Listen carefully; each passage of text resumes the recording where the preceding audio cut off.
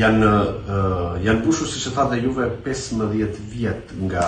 21 janari i 2011-s dhe është e njëjta retorikë e përsëritur e politikës së të majtës. Të paktën që nga 2013 dhe sot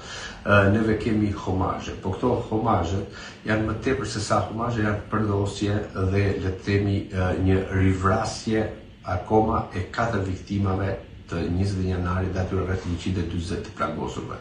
Pra, politika ka 14 vjet tani që